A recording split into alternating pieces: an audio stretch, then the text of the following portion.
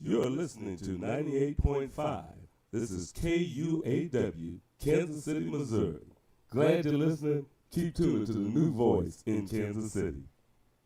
Hi, my name is Felania Johnson, and I'm a freshman at Purcell Academy of Fine and Performing Arts. My name is Maya Charity, and I'm a 7th grader at Lincoln College Preparatory. STEM is a program about science, technology, engineering, and math. More girls our age should get more involved in the program because there's a shortage of black girls in STEM. African American women make up just 2% of engineers. Roughly 1/3 of students of color express an interest in STEM.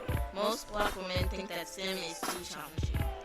We are sisters in STEM, and we are encouraging young black teens to join STEM. If you're interested in more information, please contact Anna Montgomery at 816-866-6340.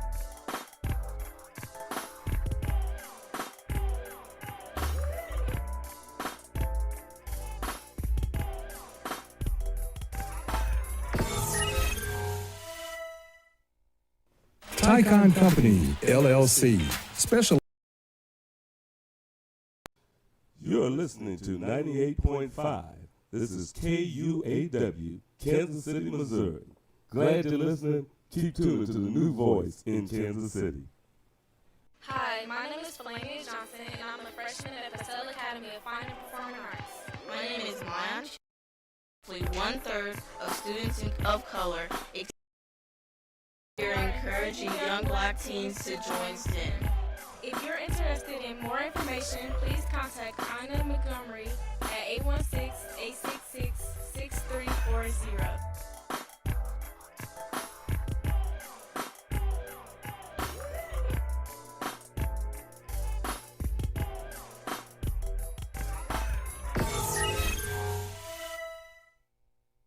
Tyrone Company, LLC, specializes in a wide range of construction services, which includes the removal and replacement of concrete curbs, sidewalk, driveway, and paving. They pride themselves in the quality of their service.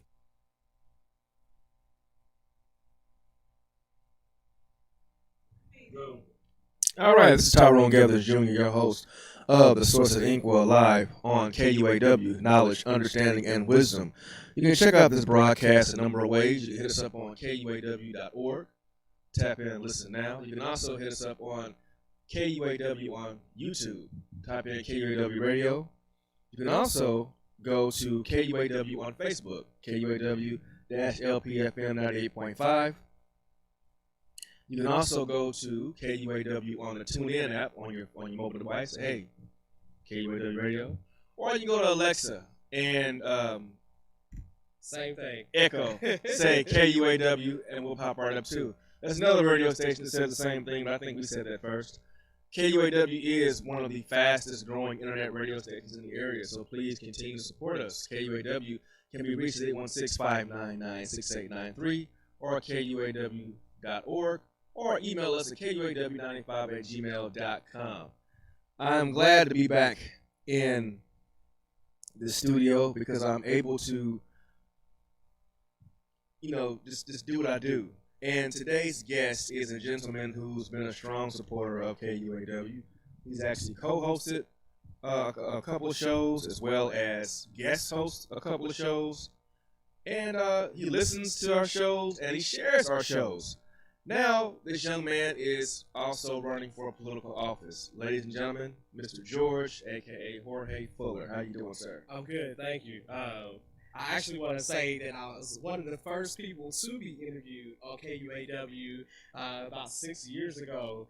Am I right? Is it 6 years? About five. Yeah, I've been on for 4, so about 5 years. Yeah, I'm feeling old as I say it. My gray hairs just start shining a little bit more.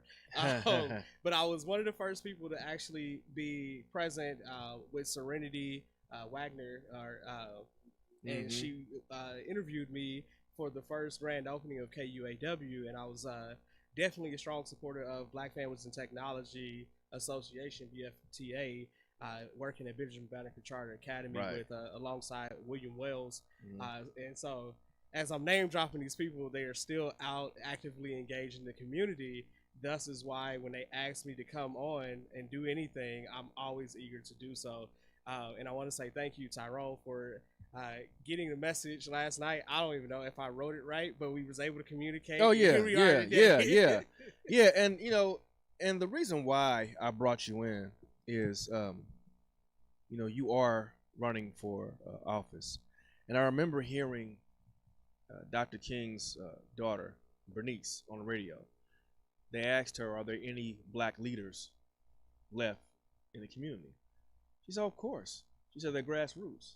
And you, my friend, are a grassroots leader that needs all the rallying and support possible in what you're doing. So I remember I brought you in during the summer, and you were talking about your campaign. So before we dig in a little bit deeper, let everyone know what office you're running for and why it's so special, why we need to listen to what you got to say. So I am running for Missouri State Senate, District 7. I have to put an emphasis on State Senate. For the simple fact that if I say Senate and it says District 7, you may think of the United States government. I am staying local in Missouri, and it is the Missouri State Senate, District 7. And I'm running as a write-in candidate. Over the summer when I came on, I was out and about trying to get signatures, and it wasn't as successful as I wanted it to be. However, I am very persistent. I'm very resilient, and I'm very dedicated. Whenever I say I'm going to do something, I do it to its completion. So I went ahead and made sure that I add myself as a write-in candidate this past Friday, legitimately down in Jeff City. So I know you saw that post because you were like, "Hey, we need you on before the election." I was like, "Yep." Right. So it was definitely impromptu, but it was definitely it was a sense of relief when I did it, because I was actually able to say, like, no matter what anyone else says, you can look and see that I said what I was going to do, and I followed through with it. And that's a key part of me, a key part of my nature, my personality. One of my play moms / project director for Gear Up, which is standing for Gaining Early Awareness and Readiness for Undergraduate Programs, Tony Jean Dickerson. That's right. I should say Dr. Tony Jean Dickerson. What her statement was to anyone that has asked for a reference about me is, when I say it's done, it's done. Yeah, and I wasn't being rude as I was looking at my phone. I was sharing this broadcast to different pages because, just like my man said, he is a write-in candidate. And I want you to explain to people what it necessarily means to be a write-in candidate, and then I will explain why I was doing what I was doing. So a write-in candidate means that you have to physically look at the ballot, go to the box where you see the candidates that are running. So, for example, using Missouri State Senate District 7, you'll see Greg Razor and Jason Klein. And they're both names. One is for the Democratic Party and the other is for the Green Party. And then there's going to be a little space underneath with a line and a bubble next to it. That line is where you write my name, and that bubble is where you circle, you put in your vote.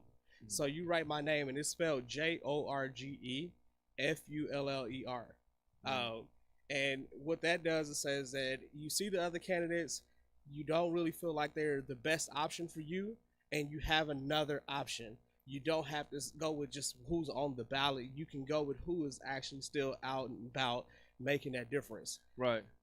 And George is telling you all that if the two options, if you're in District 7 and you see those two options, and hey, I'm not feeling that, then you have George here. And the reason why I was sharing it and pulling George in was because, the other two individuals had campaign time. They had fundraising. They had actual, the actual process. And your process was different. And I'm trying to get as many people out there as possible to know and get to know this man.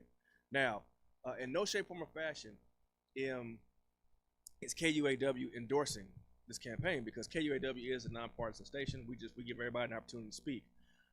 However, at the same time, this brother needs an opportunity to speak. Now, let's tell everyone where District 7's boundaries are. So District 7 is Martin City and Grandview for that general area south. And it goes as far north as City Market. So you're picturing going up 71. It is everything west, west of Truce. So it's Truce to State Line all the way up to City Market. So it's really the more affluent side of Kansas City.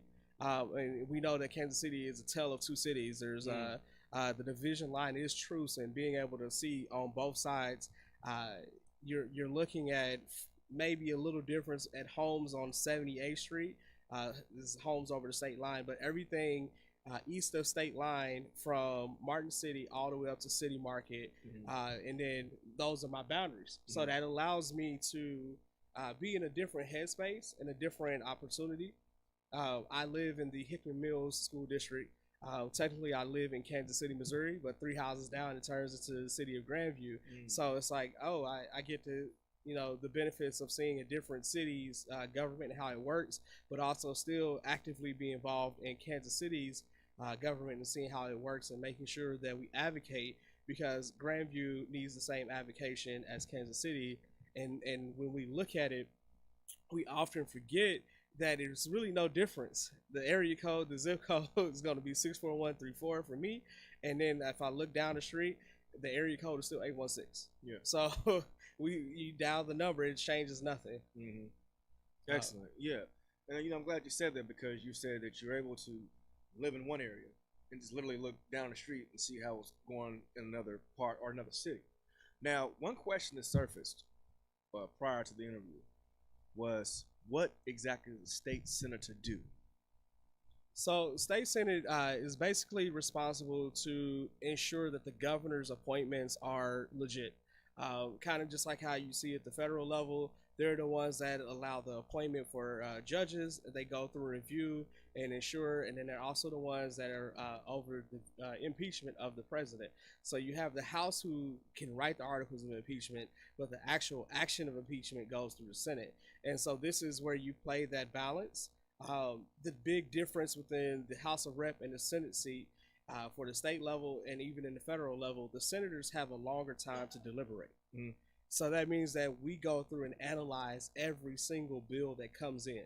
That we still can produce legislation, but we get a chance to analyze it and take our time to ensure whatever legislation we put out is best for the people, regardless if it is the most popular legislation. Has to be something that is best. And then you have a longer term period. So in the state level, you have about 4 years. So that gives you a little bit more time than the House of Rep seat. The House of Rep, you get 2 years, and then you're up for election, and then you get 2 more years, then you're up for election. But that is not a re-election. At that point, you're having to either move up in stature of where you're going in your political career, or you are moving out of politics. So it's kind of like deciding what you want to do. And I personally am not a politician. I'm an educator. And I'm forever going to be an educator because my background is education. My spirit and calling has been education. My degree, my master's degree is educational leadership. And I made sure that everything that I've done was to give back and also be present for my students. Even within my campaign, a lot of my volunteers were former students of mine. And it's definitely an impact to see them out knocking on doors, telling people who I am. Because they can say firsthand, like in the classroom, this is how he was. And when he comes out to the street and knocks on your door, he's the same exact way. Yeah, exactly. Now, and I can contest to that because I seen you when you first started out. Now, you mentioned that you're not a politician. That's like the growing trend now, right? Where we're seeing, well, within the past 4 years, we're seeing so many people who really don't have a political background. Keep in mind, just because someone does not have a political background doesn't mean they don't have a political mindset. Now, we're seeing a lot of people that don't have political backgrounds who are running for political offices. For example, the individual in the White House right now, no political background, President of the United States. We have a gentleman, Ryan Dirks, who is running against Reverend Dr. Emmanuel Cleaver. No political background, but he's wanting to run for that Congress seat, which is a pretty heavy Congress seat. Right. So what do you feel, how do you feel about this trend of individuals who say, hey, you know what, I've never ran for office before, but I want that one right there. I don't want to start here. I want to start up there.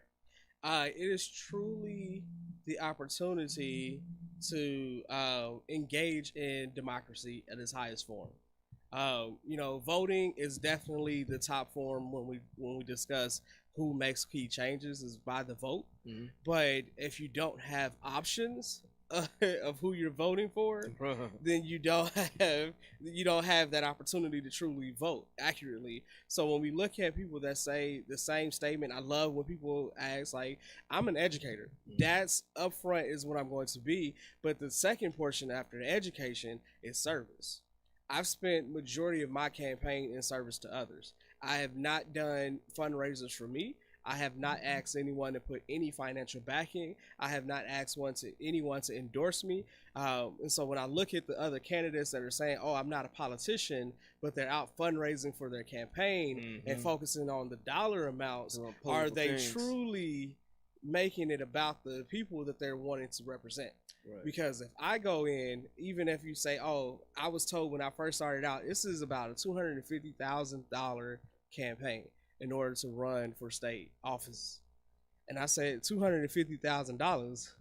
Nah, I'm cool. Like, I looked around and it was like, who can help me? Who can do this? I tried to build the team. And at the end of the day, I was like, it's not going to work in my favor because I don't focus on the dollar amount.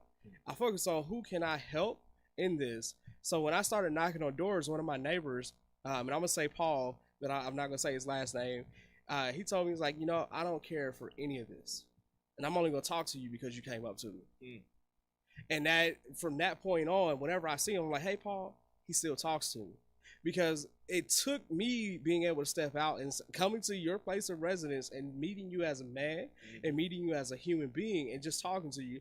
And the beautiful thing about it is, like, from that conversations, I'm going to consider voting because of what you're doing right now. And when we say, how do we get people to go and vote? We have to give them options. We have to give them people that are willing to talk to them and meet them at their house or meet them at any place, and stop being so fearful of the humanity of it. So when they say I'm not a politician, and you look at it and they do more political things than they do service, then they are a politician. They're trying to network. I understand it. I network. If you ask me how I'm networking, I try to bridge other organizations together so that they can improve their services. And that's literally, that's been my main focus. Like, if I'm networking, like, what happened? People are like, everybody. Well, I'm out. I talk to people. Right, yeah. That's one thing I've noticed is that this young man is always out. He's always at events. He's always sharing posts. He's at protests. He's everywhere. I mean, he's rubbing elbows with a lot of people. Right. And that's one thing I look at when I look at politicians, or people who are running for political office. Because someone running for political office and a politician is not necessarily the same thing. Right. The politician is when they get in office. Let's give it that definition. Yeah. When they get in office, that's when they become a politician. And you start to notice how they are what they're trying to do. Is it for the present level or is it for the next? Right. And they have to start planning out what they're going to do and live this plan for a longer period of time. So you're noticing people that are trying to push bills and everything is of urgent matter. Everything is urgent. Everything is urgent. Everything is urgent. As an educator, you notice when everybody starts to push urgency, they forget relationships. They forget having those, that urgency creates more mistakes than it is taking your time and doing the best work. You're talking about quantity over quality. And when we're actually focusing in, are you truly focusing in on the quality of what you're putting out? Those bills, what does it do for the people? If the people can't read the bill, then what are we saying? Right, yeah. So one of the reasons why I decided I was going to run, I was like, you all have all of this jargon and nobody knows what you're saying. But we have to follow the laws that you enact. And then we're at fault for not knowing. And, we have to pay the fee or we have to pay the time. And it's like, if I at least knew what you were saying, I could probably do what you asked. Right. For example, when during this campaign, I found out that even though we have legalized medical marijuana in the state of Missouri, it is legalized. And we start to see all these shops pop open and everybody's starting. But here's the thing. Here's the kicker. You have to have marijuana grown in the state of Missouri. Guess what hadn't been grown? It hadn't been legalized yet. The growing of marijuana. The growing of marijuana. So you're like, oh, you got all these shops, you got all these people doing the business plans, but you haven't certified anybody to grow it, and so you don't have a product. It's like you're giving me a business with no product, and you want me to jump in and be in line, and then as you know, now you see in St. Louis they have it open, they have a grower, they have the system. It took a little bit longer, but you have all these people with medical marijuana cards, and all these people are still walking around with marijuana and assuming that they are in a legal fashion doing something in legal terms, but in reality, it's not. And nobody said it to them, and nobody mentioned it. And only reason why I knew is because I was at a protest and they were speaking to the community. And I was like, oh, hold on, let me write this down, because you know people that do this, and you want to make sure that they are safe at the end of the day. Because when we're protesting about injustice with police, why give them a reason to talk to you? Exactly. And if you're talking about legal marijuana, you have this medical ID card that's supposed to classify this as a legal option for you, and yet it's not legal because a stipulation that's in the bill that you pass, in the litigation that you have, you still end up paying the consequences. So then you're disenfranchising people from actually joining in that market, because if you have a felony charge, you can't become a grower, you can't become a seller. So the business that you might know better and accurately, you can't do anything in. Right. So it's like loopholes. Now, you're mentioning the people a lot. Your slogan is Fuller for the people. What can someone see in your slogan? I mean, what can Fuller do for the people? So I bring the people with me, and it's not, you will notice that it's not my ego. I'm not coming in the mindset that it has to be about me. It's not. When I say Fuller for the people, it is for you all. If you all don't want me, then I'm cool. It doesn't hurt my heart if I don't win the election. It doesn't change what I'm doing if I don't win, because when I went out and passed out waters to the homeless, just passing out water in the summer, it is 100+ degree weather out, and we have forgotten about this whole population of people down at City Market who you're continuing to see residents built, but there's no option for them to move in anywhere, and they can't go to homeless shelters because it's a pandemic and things are closed down. I'm simply passing out a resource and looking at them as people versus, oh, that's homeless, and shunning and ignoring them, because they're still people at the end of the day.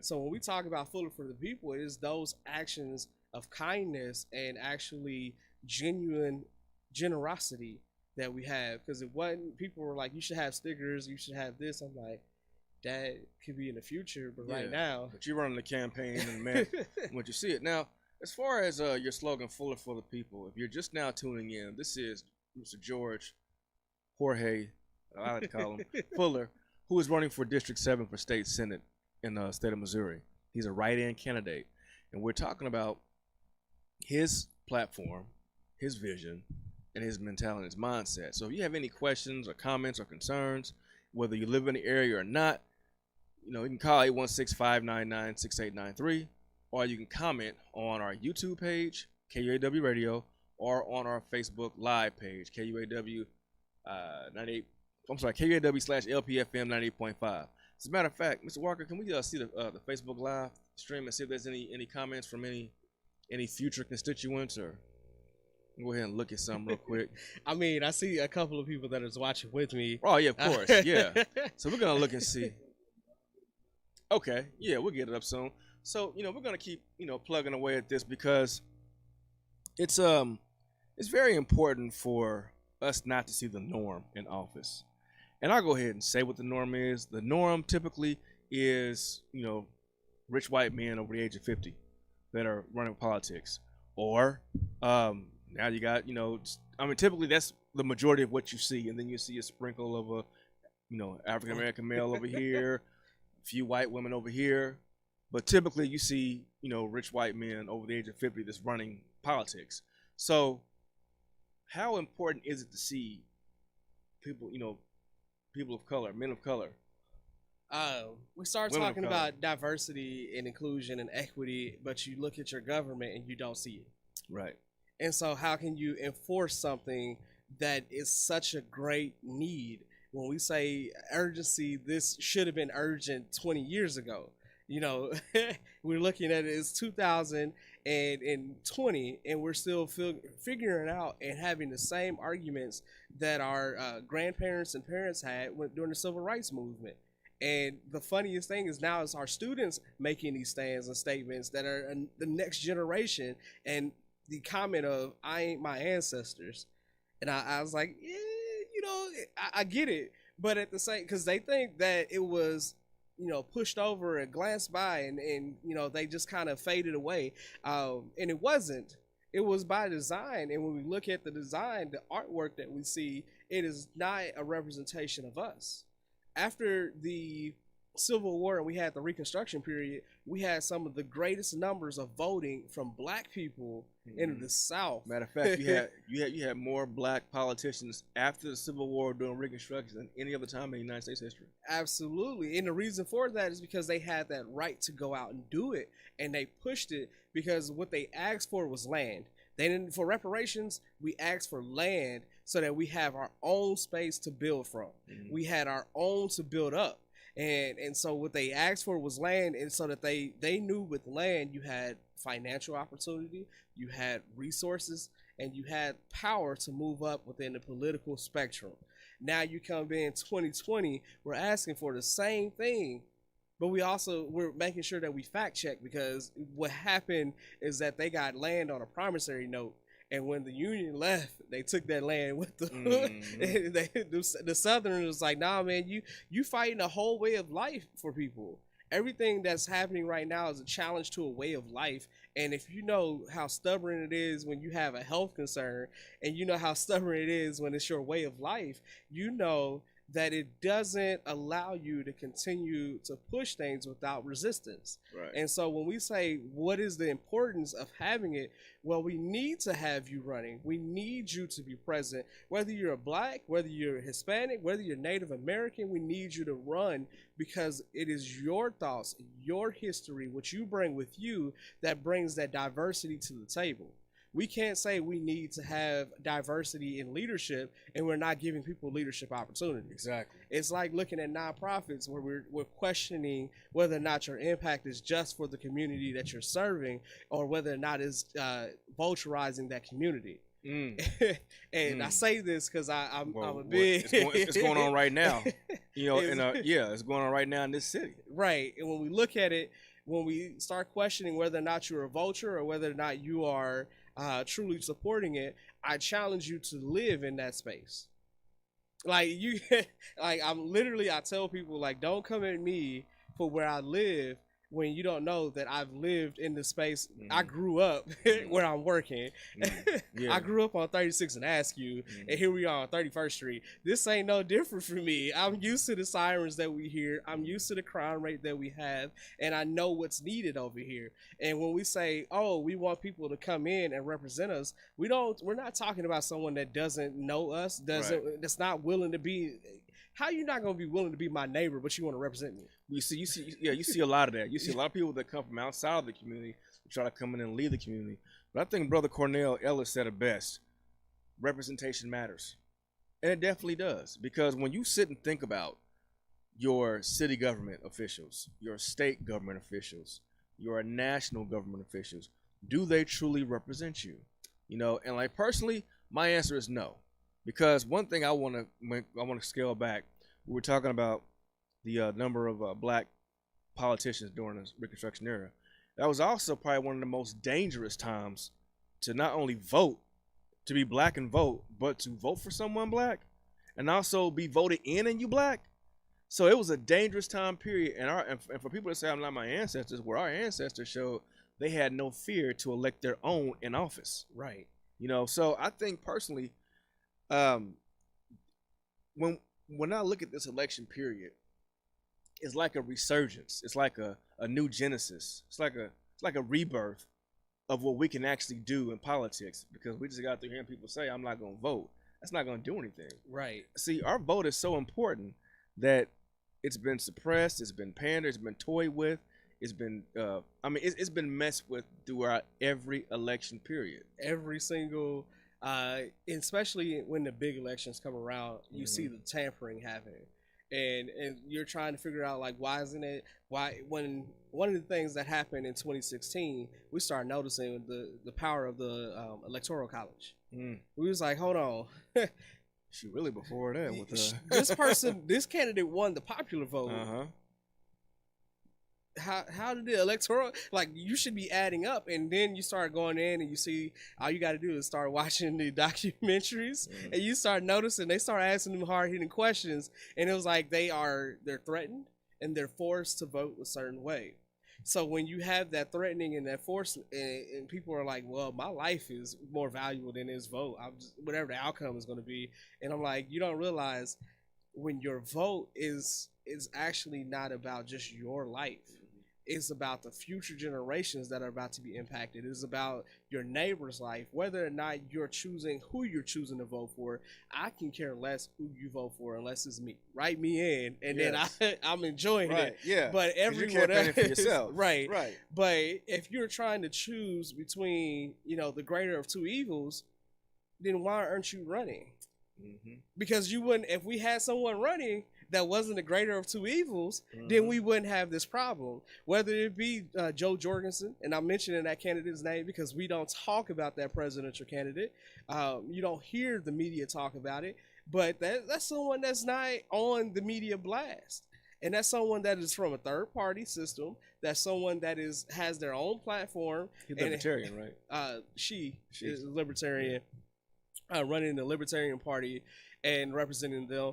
Then there's two others from other party candidates. And then we have another guy, and I can't remember his name right now, and I'm sure I'm going to see it later on my Facebook feed, from the state of Kansas running for president as well. And it's like, oh, we got more people than we thought. We only see these two options. And what they did was narrow your focus so that you only see the two options instead of seeing that you have greater determining, because it's a numbers game. When you're talking about millions of people going out to vote, we had 69 million people that voted already early. 69 million people, and we looked at it the same time in 2016, there was 57 million. So we're at 12 million more, and it's not even October 30th. It's not. Now, let me ask this. Although the people are voting early, are they showing who's winning? No, they're not doing that.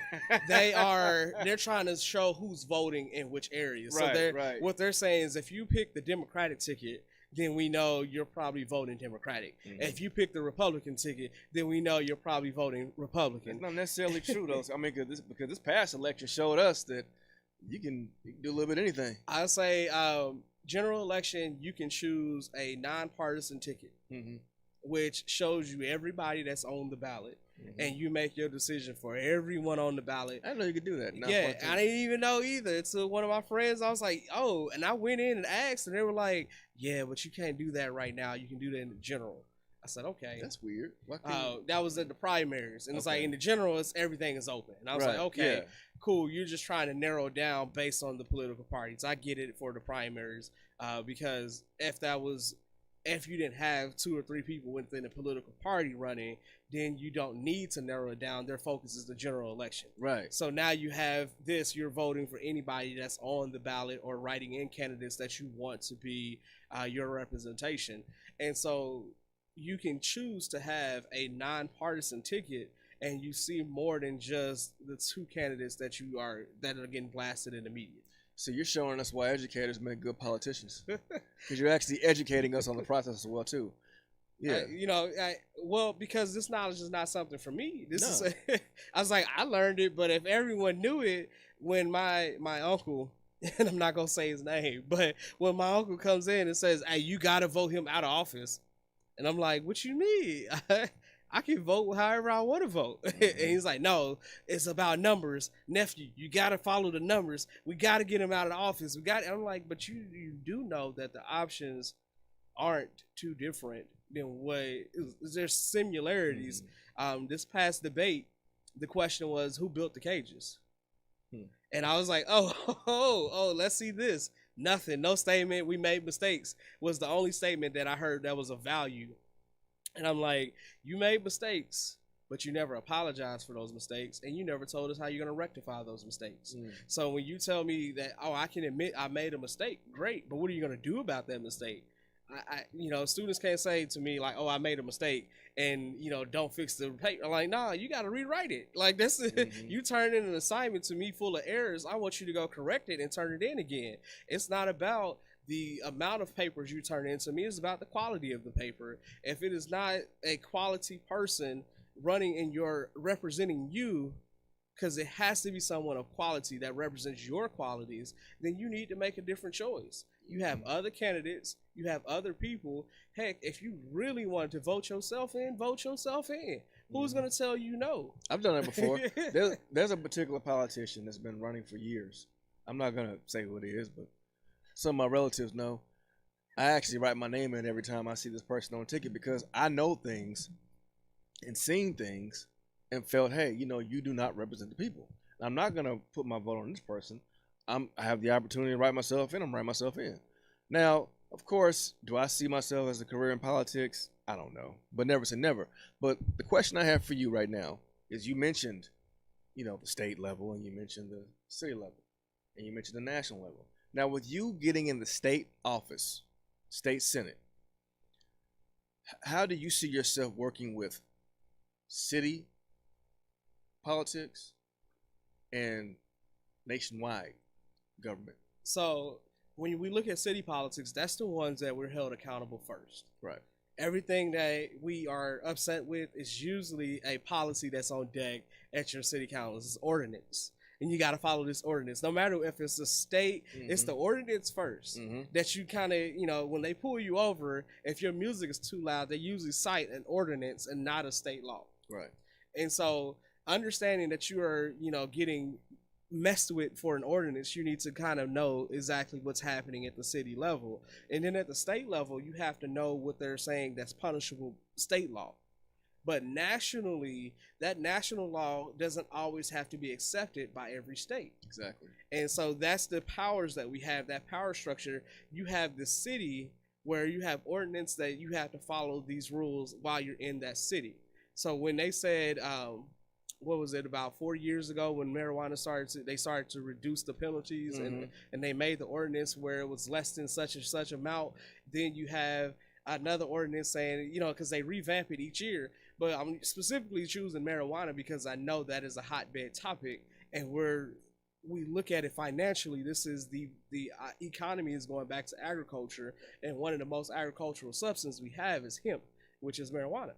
So when we look at it, it's like, why aren't we? Because it doesn't damage the environment the same way as tobacco and the same way as everything else. So we got to support what is going to improve our environment overall and allow us to sustain and create a sustainable ecosystem for ourselves as we grow through it. And then you have the medicinal purposes and you have the recreational purposes.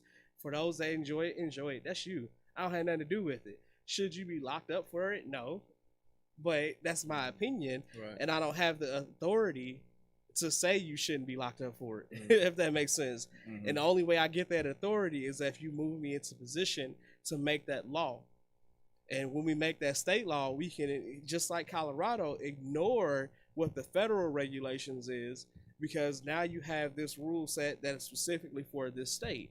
In order for the federal to take an opportunity to change and revamp its thought process, it has to see the number of states growing to pass it and saying it's acceptable and no longer wanting to enforce it in a federal way. Now, you made a comment that led me to think, when we're talking about cities ignoring nationals and states ignoring national laws or ordinances. A prime example of that was the shutdowns. How each state was doing things different. Each city and county was doing things different. We had a big, everyone was doing things differently across the nation when it came to this thing. And then there was things that the president was trying to say, I want this done. But the states were like, no, you can't tell us we can do that. So obviously someone needed to go and read up on their economics. But at the same time, that was a prime example of cities doing things that was in contrast to what the big boys were saying.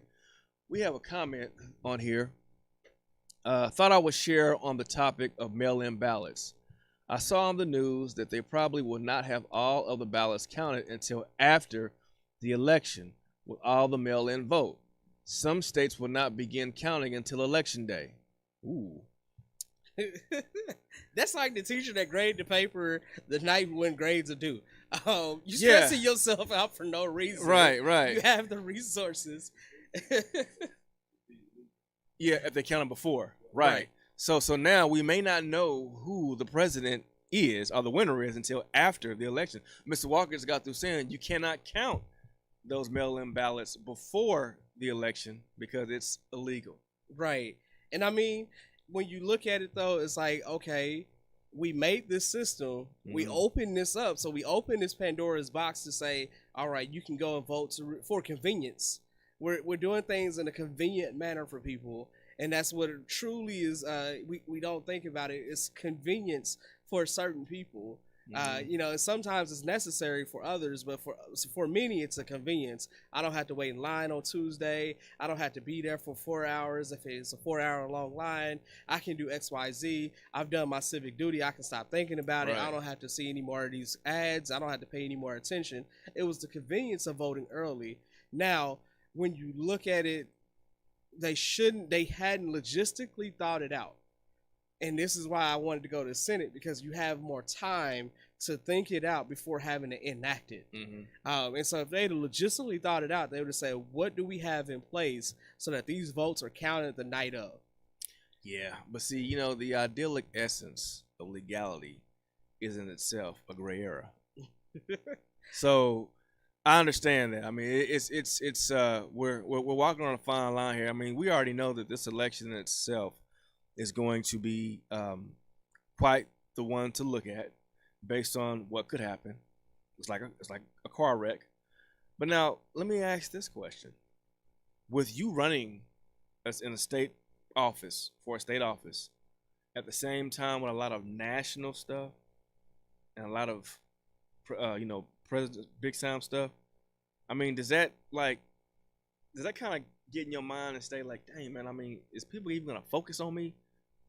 I mean, you really have to understand when you run, and I hope those that are running, because this is not a career for me. I plan on running whatever office I am in. If I'm successful, I'll continue to run. If I'm not successful, I'll let someone else have it. I'm not there to just continue to fill a seat. I'm there to make the changes that need to be changed happen so that our children and our children's children don't have to stand outside and protest some civil liberties and human rights that we shouldn't have to be protesting. Right. You know, that's what truly inspired me. It was like, you know, I got students out here, elementary age kids out protesting, risking life and limb because they are tired of living in fear. And so when we say, like, when I looked at it, it was like, do I need to go federal? Do I need to go state? Do I need to go local? I looked at it and I was like, this is probably the best option right here. This fits me. I'm going to go for it. Right. And I chose that way. Yeah. Right. Doesn't mean that I'm only going to focus on the state level from this point in the future. No, my options are still varied. I can, wherever I decide to go politically is where I decide to go. But my true objection, after it's all said and done, a true result that I'm excited about is that there's more people coming to me now saying, hey, how do I get involved civically? How do I get engaged? How do I start running for office? Because it was a limited pool, and the old guards in the black community have had it on lock to where if you don't go through them, you don't get in. And so you have a limited pool, and then you have someone that is continuing to filter, and unless you go through them, I'm like, listen, hold up. I ain't got to go through you to do anything. If I want to do it, I'm going to do it. And then if I need to, I'll create something that is going to actually surpass that. Because when we look at our numbers, it is a numbers game. And until we motivate other people to join us and do it, we don't have any power.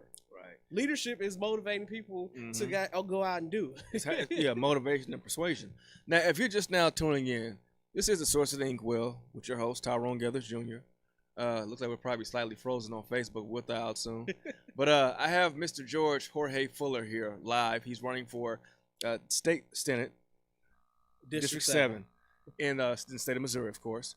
And if you have any questions, comments, or concerns, you can call in at 816-599-6893 or go to KUAW.org or on our Facebook live stream. You can comment live at KUAW-LPFM 98.5 or comment live on KUAW radio on YouTube live.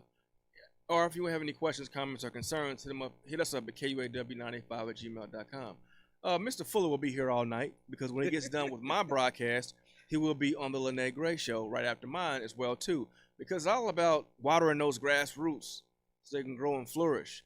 Now, we spoke about leadership, and one thing about being a leader is coming back and talking to the people.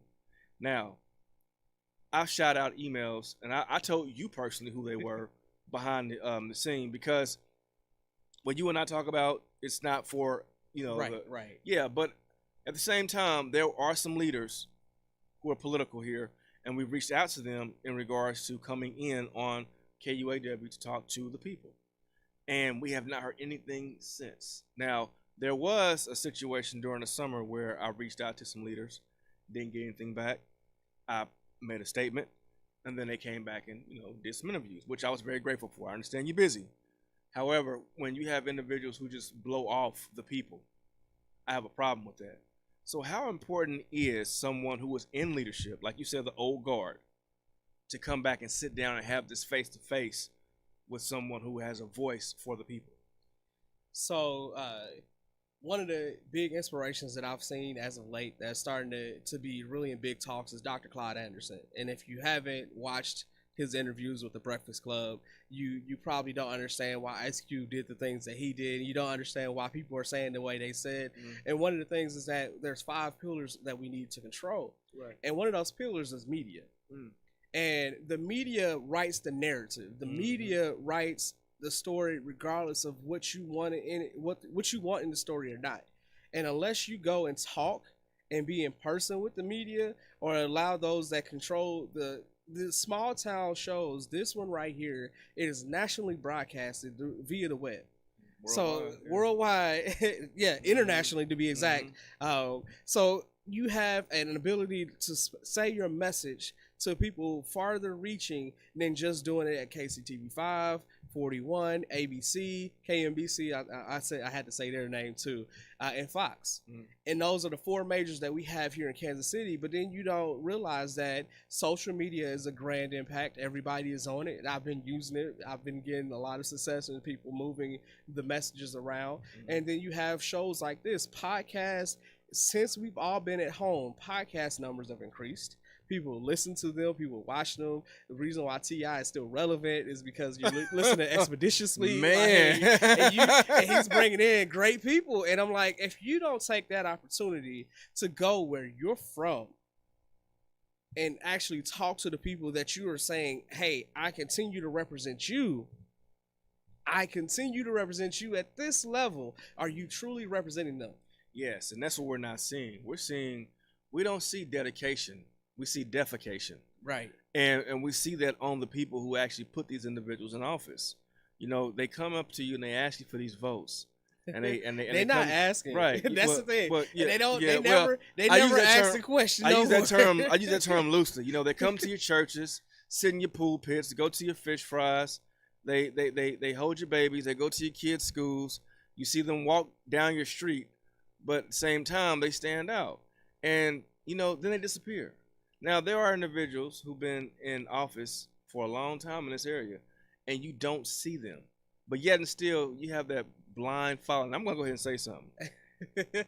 and I really hope that this doesn't hurt. No, okay. It can't hurt me none, okay, because I'm my own person. Well, you got people who sit up here and they say, the president has these supporters, these blind followers. Well, you have these local leaders that got the same following. You can't tell them anything wrong about their about the individual. Now, let me ask you this: when elected, I'm going to speak, life into it. Whether it be this election, another one, doesn't matter. But when elected, if your constituents come to you and say, "Hey, I have some constructive criticism for you," or "Can I come and talk to you about this issue?" How open will you be for those constituents? So when I started this campaign, I literally thought, what are my stands going to be? Right. So my first stand is, of course, educational prosperity. I want it to be financially feasible for everybody that educates our students to continue to work. I want it to be financially feasible for schools to be present and actually educate our kids with the same resources. Should not be a difference between the school here and there. And then I go into economic progress. Economic progress means that you have an opportunity, you make your funds, you're able to build, you're able to purchase property, you're able to grow your family, you're able to take care of, right? That's real simple when I explain it that way. But the last one was civic relationships. There you go. And people are like, why is that there? Well, when we talk about the distrust that we have for Kansas City Police Department, they have zero civic relationships. I don't care if you went to a fish fry. I don't care if you did a pancake breakfast. I don't care that you went out and tried to play basketball with the kids. When those same kids get older, you shooting them. So you shoot at them, you have your guns. And I'm going to tell you from personal experience, I grew up with a pastor that was a police officer, a detective, and I had a choir director who was a police officer. So I'm not against KCPD when it comes to that. I'm saying if we defund, we need to refund into our community and progress people up into that position to take care of us. But when we start talking about our civic leaders, and I really want to call out this person's name, but I'm gonna say the church is on 55th Street, or actually 56th Street, and I said this earlier. So you got mad when people attended your church saying that they should not be protesting within your church, Right. which I completely agree with. But last year around this time, you went on nationally to terrorize the people for choosing to rechange the name of Paseo back, right? To make it back, you came on nationally, but you didn't realize to come and talk to any of your constituents. You said the churches had the agreements, okay, but you don't have the same level of participation at church as you used to when you were back in the church leader. Then you say that the community, the residents, but you're not talking to the people that own the properties. You're saying we made this decision. Now they got to go and pay to change their address. They got all these inconvenience because they're not getting mail, and you're not actually talking to the people that own the properties. You know, my thing is, people, it's your opinion to determine what you want the street name to be. But my thing is, y'all know Dr. King. How many of y'all know Purcell? That's all I'm gonna say. But True. But see, when we see the inherent barrier, Right. when we see the inherency of it, because I'm using my debate Kansas City language, when we see the inherency and the harms that start to present themselves, we notice that your true change was not for the people Right. that live on that area and live in that area or on that street. You're doing it to grain back people from the suburbs. And I'm gonna call out Beacon Hills. And I'm saying this because I'm not their representative. Even if I was, I'm still calling them out because they purchased property and they've done so much economic progress that they priced the community that lived there out. So now you have houses that are running $400,000 to $500,000. There is nobody that lived there for decades, for years, had families and used generations that can stay there. And you just like, oh, how can we continue to justify it? Now we're gonna lobby for this name change in honor of Dr. King, and you're using his name. You're not honoring him. Let me say that correctly. You're using his name for your objective.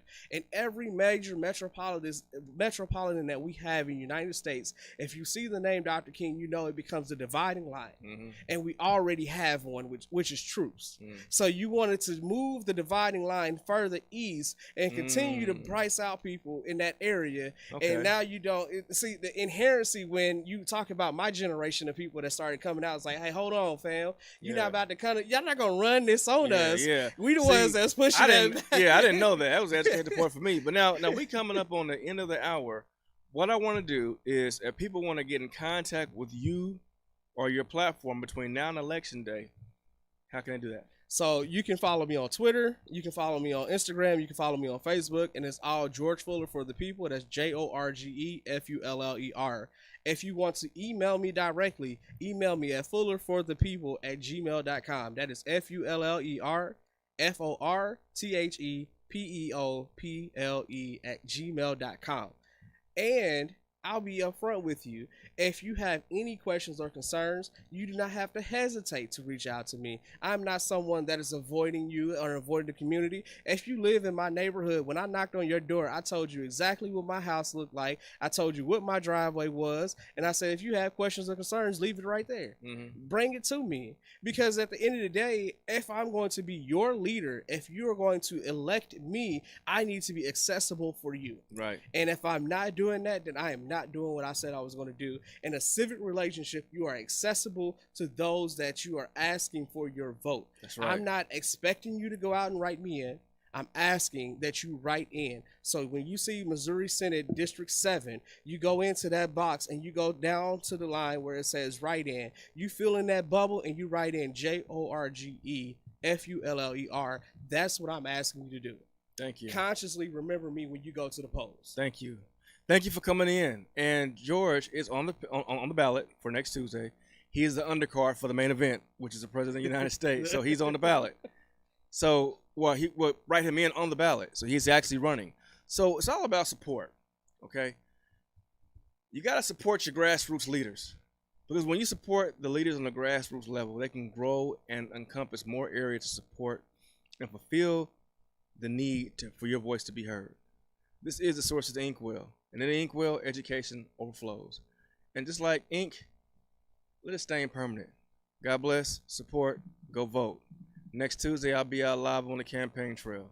So I'll see you then. Hey everybody, this is Scatter. You might remember me from way back in the Zodiac days. Be sure and check us out. We're going to be here every day from 2 o'clock to 3 o'clock. It's old school with Scatter. Scatter's back. Check me out on the internet, KUAW.org. For all you Paseo Central Manulite people, want you to remember that in the 60s and the 70s, we had some good music. If you want to hear some of the Temptations, some of Smokey Robinson, some of the Tim Free, things that you don't get every day, DJ Scatter remembers he's going to have it for you. Bank of Blue Valley is a proud sponsor of KUAW Radio. At Bank of Blue Valley, we believe that an understanding of financial values sets individuals up for a strong future. Whether you want to talk about checking and savings accounts, review lending alternatives, or discuss starting your own business, we have the right people to listen and advise. Visit us at bankbv.com to get started today. Member FDIC, Equal Housing Lender.